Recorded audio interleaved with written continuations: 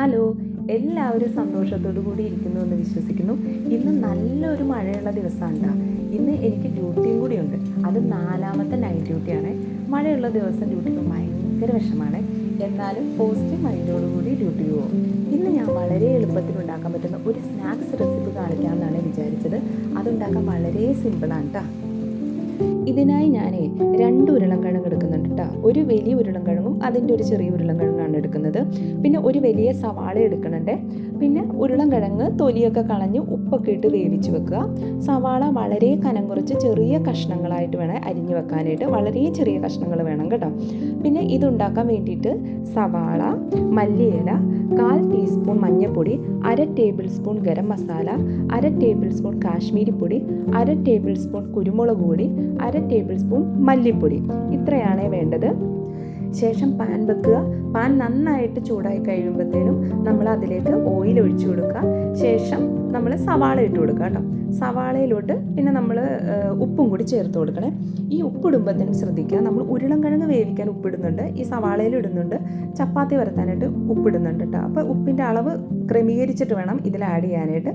ശേഷം നമ്മൾ എടുത്തു വെച്ചിരിക്കുന്ന എല്ലാ പൊടികളും ഇട്ട് കൊടുക്കുക. ഇനി പൊടികളെല്ലാം കൂടി ഒന്നും കൂടി അതൊന്ന് മൂത്ത് വരട്ടെ. ആ പൊടിയുടെയൊക്കെ പച്ചമണം മാറിക്കഴിയുമ്പോഴത്തേനും നമ്മൾ വേവിച്ച് വെച്ചിരിക്കുന്ന ഉരുളൻകിഴങ്ങ് ഇട്ട് കൊടുക്കുക. ഈ ഉരുളൻകിഴങ്ങ് നമുക്കൊന്ന് നന്നായിട്ട് ഉടച്ചു കൊടുക്കണം കേട്ടോ.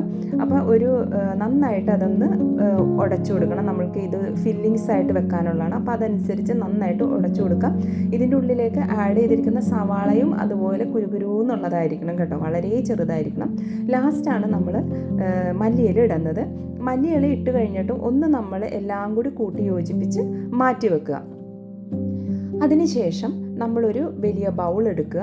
അതിലേക്ക് 1.5 കപ്പ് ഗോതമ്പ് പൊടിയാണ് ഇട്ട് കൊടുക്കുന്നത്. ഞാൻ ഇത്തിരി കൂടുതൽ ഉണ്ടാക്കണ കാരണം കേട്ടോ 1.5 കപ്പ് എടുത്തത്. ഇത് കുറവുണ്ടാക്കുന്ന ആൾക്കാർ ഇതിൻ്റെയൊക്കെ പകുതി എടുത്താൽ മതിയായിരിക്കും. ഇതിലേക്കും നമുക്ക് ആവശ്യത്തിനുള്ള ഉപ്പ് ചേർത്ത് കൊടുക്കുന്നുണ്ട് കേട്ടോ. എന്നിട്ട് നമ്മൾ സാധാരണ ചപ്പാത്തി പരത്തുന്ന പോലെ പരത്തുക. ഇത് അത്യാവശ്യം വലിയതായിട്ട് ഞാൻ 1.5 കപ്പ് എടുത്തേക്കണമെന്ന് അതനുസരിച്ചുള്ള പൊടിയുണ്ട്. അത് ഞാൻ 2ആക്കി ഞാൻ മാറ്റി വെച്ചിട്ടുണ്ട്.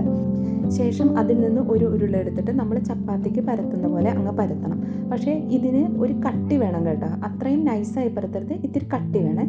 ശേഷം നമ്മൾ തയ്യാറാക്കി വെച്ചിരിക്കുന്ന ആ മിക്സ് ഉണ്ടല്ലോ, അത് എല്ലായിടത്തേക്കും ഒരേപോലെ ഇട്ട് പരത്തി എടുക്കണം കേട്ടോ. നമ്മൾ പരത്തിയൊക്കെ എടുത്തു കഴിഞ്ഞതിന് ശേഷം എന്നിട്ട് ഈ വീഡിയോയിൽ കാണുന്ന പോലെ മുറിച്ചെടുക്കണം കേട്ടോ. സ്മോൾ പീസസ് ആയിട്ട് മുറിച്ചെടുക്കുക. ഇതിൽ ഞാൻ ഒരെണ്ണം മാത്രം വലുതാക്കി നിർത്തിയിട്ട് ബാക്കി എല്ലാം സ്മോൾ പീസസ് ആയിട്ടാണ് മുറിച്ചിരിക്കുന്നത്. ഒരെണ്ണം കാണിക്കാൻ വേണ്ടിയിട്ടാണ് ഞാനിങ്ങനെ ഇതുപോലെ നമ്മൾ മുകളിലോട്ട് റോൾ ചെയ്തെടുക്കാം. ആ അറ്റം വന്ന ഭാഗമില്ലേ, ആ ഭാഗം ഒന്ന് നമ്മൾ പ്രസ് ചെയ്ത് കൊടുക്കണം. എന്താണെന്ന് വെച്ചിട്ടുണ്ടെങ്കിൽ നമ്മൾ എണ്ണയിലിട്ട് ഇതൊന്ന് വറുത്തെടുക്കണം. അപ്പോൾ അത് പൊളിഞ്ഞു പോരാനായിട്ട് സാധ്യത കൂടുതലാണ്. അപ്പോൾ നമ്മൾ അറ്റം ഒന്ന് പ്രസ് ചെയ്ത് കൊടുത്താൽ മതി കേട്ടോ. അപ്പോൾ അത് നന്നായിട്ട് ഒട്ടിപ്പിടിച്ച് തന്നെ ഇരുന്നോളും. ഇതുപോലെ ബാക്കിയുള്ള എല്ലാം നമുക്ക് റോൾ ചെയ്ത് വെക്കാം കേട്ടോ.